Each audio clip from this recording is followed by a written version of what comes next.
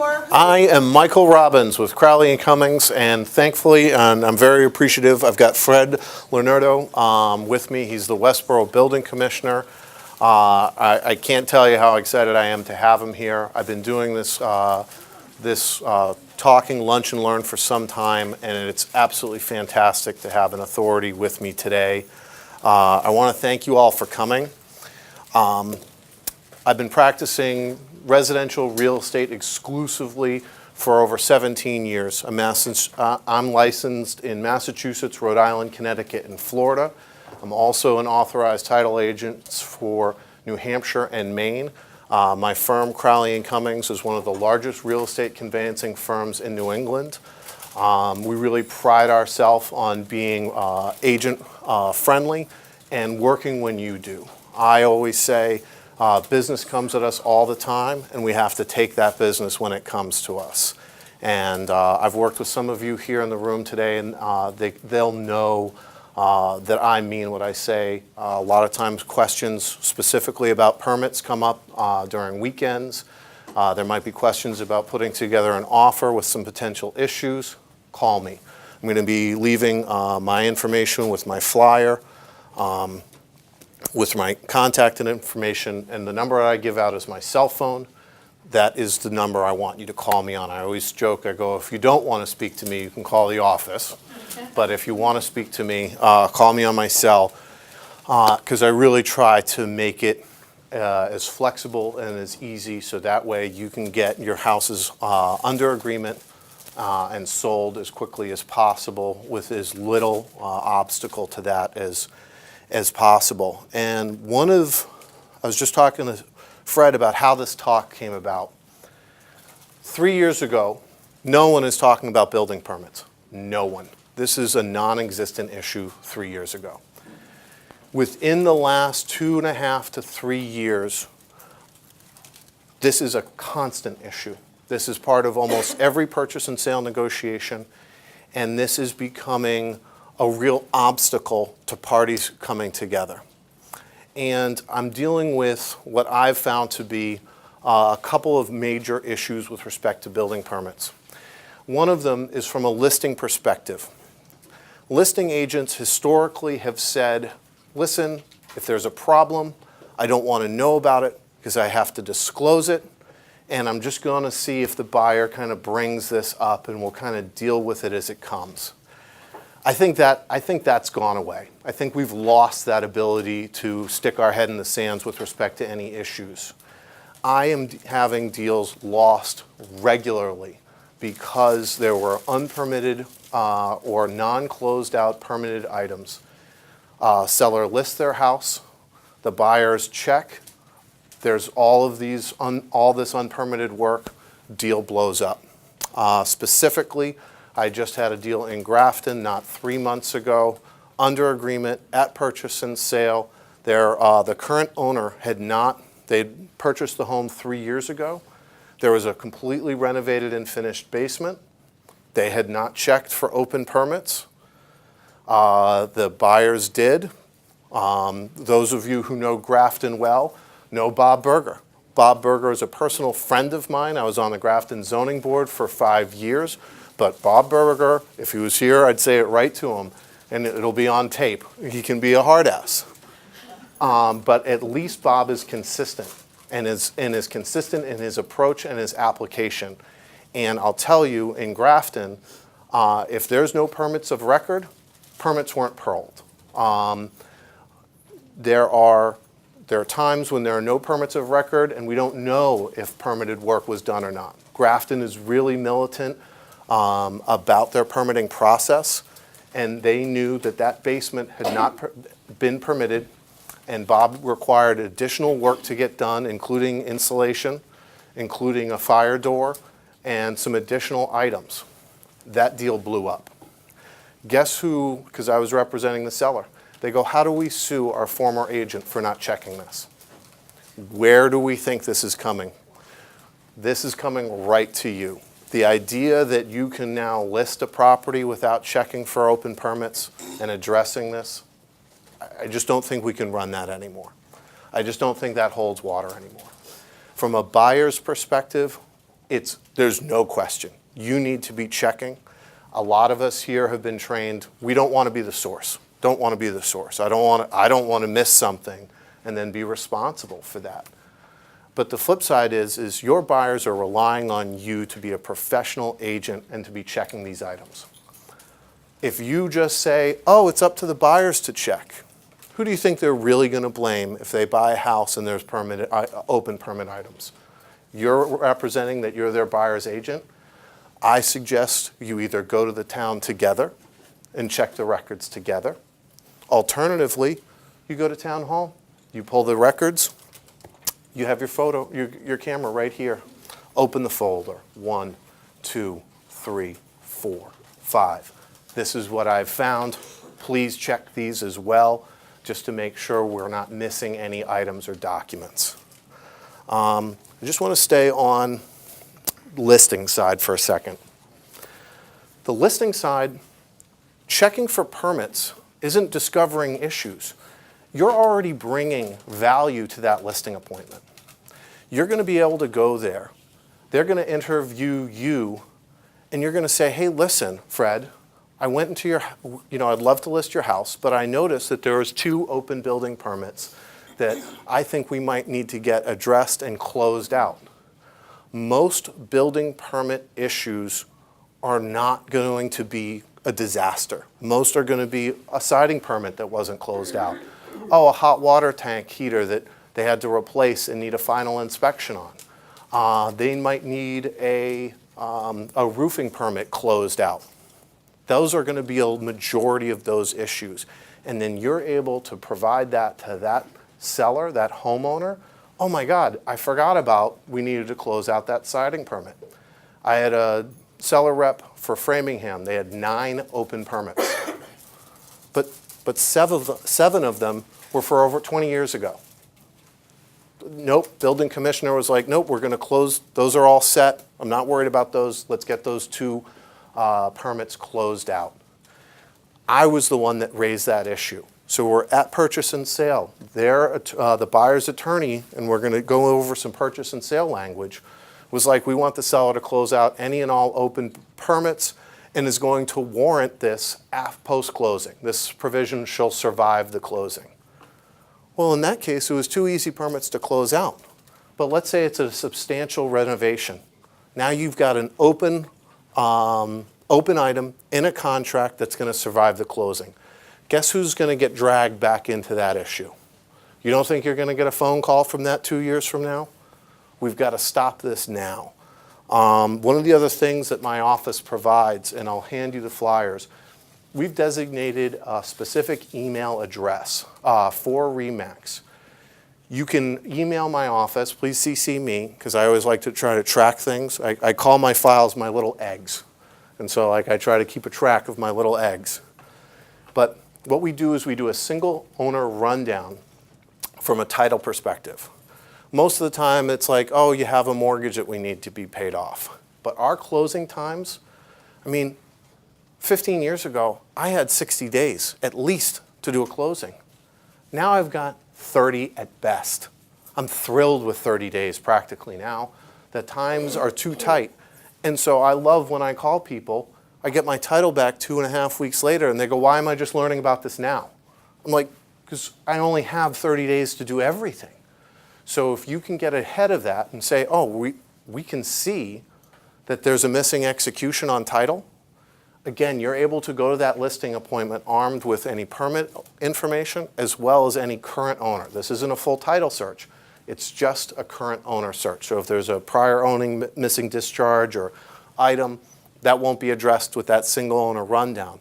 But this way, you go there and you say, hey, listen, just so you know, we did a single owner rundown search of your home, and there's this missing release that we need to get. And that's another talking point. It's just not, oh, here's my information about what I do in market analysis. Nope, I've already checked the permits. I've already checked the title. You're doing that additional work. You're bringing more resources and value to that listing. Before I forget, kind of off subject, in addition to permits, but super important, any of those, especially if you're dealing with any multifamily properties, I see this happen a lot. The tax assessor will have it listed as a 3-family. That is not a legal designation. You cannot rely on the tax assessor's database as for legal occupancy and use. And if you're selling a 3-family that really looks like a 2-family with a bonus apartment, you better check that. We need to get that before you list that property. You really want to make sure we know what we're listing. It sounds simple, but like, oh yeah, the tax assessor's got it as a 3 or a 4.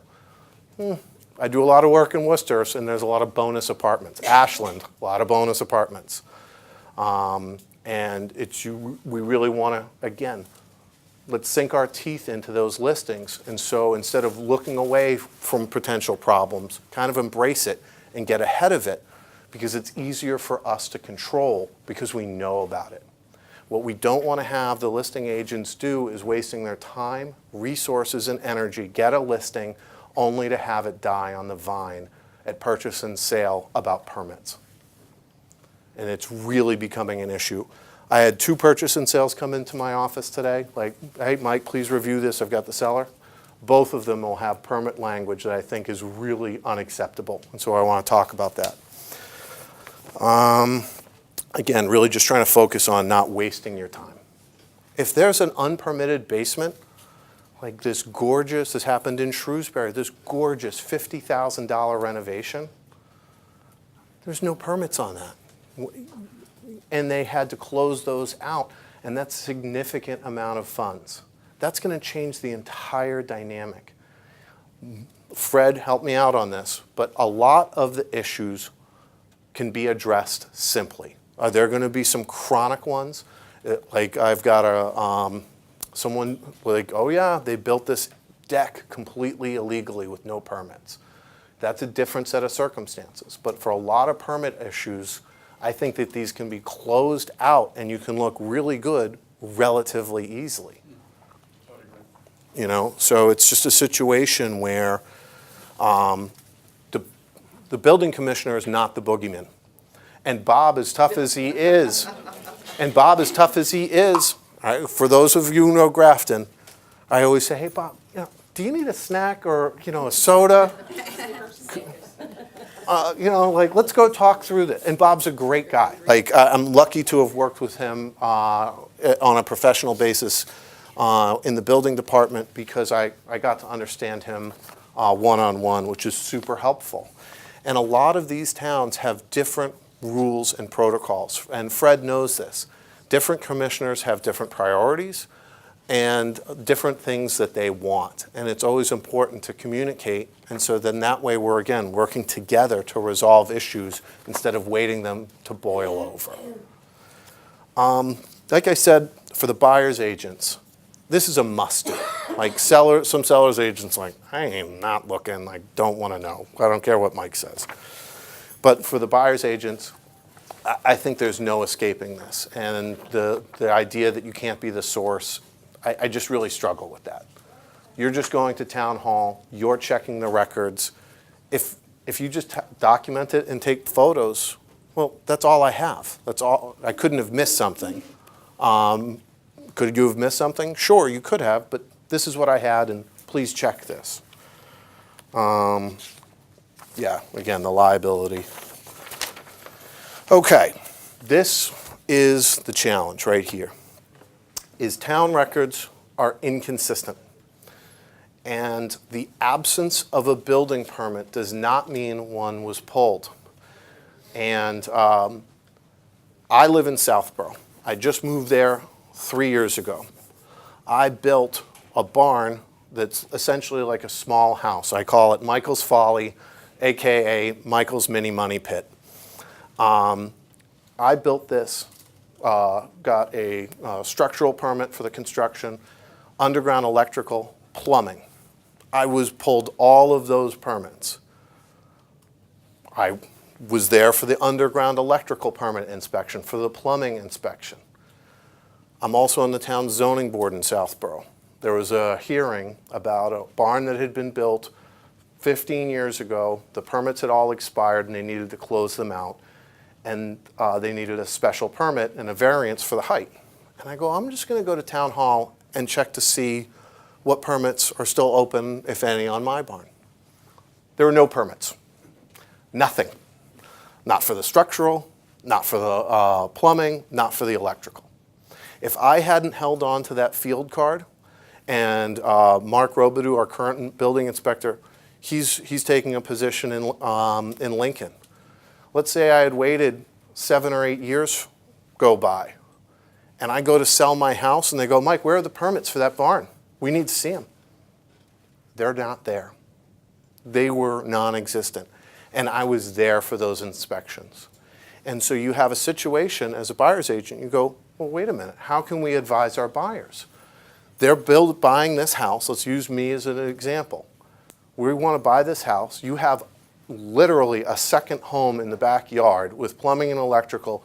There's no record of a permit whatsoever. Well, I pulled every permit. And they go, well, you need to get those. I'm not going to do that. No. I'm not getting permits for everything else that I've already done. And so I call it ringing the permit alarm. If you have a buyer and a buyer's agent, and you start going, ding, ding, ding, oh, they don't have permits for this whole barn. They couldn't have done this without permits. The issue was the inconsistent record keeping at Southborough. It's not that I didn't do it. I was there for those inspections. But if the buyer's agents and the buyers create a firestorm, tell me how I can put that out. I'm going to pull all new permits for an existing structure, an existing wiring. Am I going to have to dig a trench and have them re-inspect the electrical conduit? I mean, Jim Cleary is a great electrical inspector, but he's not going to be doing this for much longer. So if I lose those personal connections, maybe the next inspector is going to be like, well, I can't see what was done and I'm not going to sign off on it. Now we're stuck. This is the issue. The inconsistent record keeping from Westboro, Shrewsbury. What's that? Thank you for that. No, but Fred's the new sheriff in town. But this is the issue. Shrewsbury is probably one of the worst as far as record keeping. And I cannot tell you the issues that have resulted from buyers and their agents ringing a permit alarm that I can't put out. You've got a deal falling apart for things that no one can fix. I've renovated, this just happened, Shrewsbury, 2-year-old roof. The buyers were insistent that they show us proof of building permits. And I go, the buyer's attorney was a woman named Sarah. I go, Sarah, it's Shrewsbury. If it's not in the file, it doesn't exist. I go, we can't prove to you if they don't have it in their system. They lied. This is all BS. There's no permits for this. The town was like, if we have to do this, they were insistent that they would have to go inspect the roof, which is to me kind of unheard of and over the top. But I was on the phone calls, and they're like, nope, we're going to inspect and make sure it's ice and water. And I was like, you're going to check making sure all the nails are done? Like, I'm giving them a hard time, but like, really, are we going in this direction? And if it wasn't for the homeowner who went through all of their receipts and records to find the signed and closed out permits, and the buyers and the buyer's attorney were unbelievable. They couldn't believe that the town didn't have the records, but they didn't. So what we have is a situation, let's stick it back to Southborough and me. You have a buyer that comes to look at my gorgeous house, by the way. Beautiful barn. No permits. There's just no permits available. What do we do now? We have to have a conversation and say, okay, Fred, you want to buy the house. We don't see any permits for this. The seller, let's ask them if they have any records. At every single closing I do, seller rep, buyer rep, I say the same things. The days of begging for forgiveness instead of asking for permission are over. That used to be the case with a lot of building permits. Like, I don't want to pay the taxes on my new jacuzzi. Like, whatever it is, that's gone. That's gone the way of the dodo. I think that this issue, this permit issue, is going to time out in just a couple years. And what I mean by that is the towns are already doing online permitting. They're going to have more detailed records available. and this issue is going to go away. But right now, this is a crucible. Deals are being lost over this issue, and it has to be addressed, I think, at inception. If the listing agent knows about it, we can start working on those issues. If we can't find anything, it's Southborough. We can't fix it, can't find those permits. Let's have a conversation. And then the buyer needs to be disclosed. Hey, we checked these records. We know Southborough's got some not so great record keeping. What do you, Fred, want to do? Do you want to buy this house? And as agents, we need to protect ourselves. You need to say, Fred, we discussed this. You wanted to move forward with buying the house without those discovery of those permits. That's in an email. Because we all know that conversation is forgotten or misinterpreted. And I cannot tell you how many times I've slept comfortably at night when I say, please see email dated March 26, 2015 about how I told you that this was going to be a problem. Good night. And I can be a little bit more ruthless because I'm that way. But at the same time, I think it's really important that we cover ourselves from liability, because I've gotten 2 phone calls within the last 3 months about, one in Westboro, one in Grafton, about wanting to pursue action against agents for not checking on permits and not addressing this right out the gate. So this is ground zero right here. So if you don't think it's an issue, we're mistaken. Let me see. Fred, anything that you're like, Mike Robbins does not know what he's talking about, or anything that you're like, yeah, no, don't do that, do this? No, so far Mike's pretty close on most things. I don't see any great discrepancies. So when is a building permit, and this is kind of the key. I don't expect everyone here to know what the Mass building codes are. The things that are, for me, threshold items that are easy are finished basements. You see a 1950s Cape with a brand new finished basement. Okay, let's look for, we want to make sure that this is permitted work. Finished attic. Anything that resembles what I call either a Laverne and Shirley apartment or a Fonzie apartment. For those of the correct age, those are accessory dwelling units. Laverne and Shirley were in the basement. Fonzie was above the garage. For those younger of not my youth. But those, if I walk into a house and I see an accessory dwelling unit, what do we got here? Let's work on this. Any gas-related issues? Oh, they've got this new patio, gorgeous patio with a gas, a hard gas line to that patio, and there's no permits on that. Again, those are the big situations where, that can blow. Literally, we know that firsthand, that those events happen. That's not an abstract. The electrical service panel. You see a brand new service panel, fully updated, and there's no electrical permits. Those are really some items. And another item that I do want to touch base on, because it is new for all of us, relatively speaking, is solar panels. Boy, let's get on the same page with solar panels, because there's potentially some title issues. Some solar companies are great at releasing their UCC liens or some of their financing agreements. Some are really slow. So if you have a listing that has solar panels, we want to also look for permits for the work done. But in addition to that, we really want to make sure our timetables are more realistic, because now we're subject to a third-party control. And like I said, some solar companies are really great, and I can get a UCC release in a day. Others, I'm still chasing. And there's a dynamic with solar panels.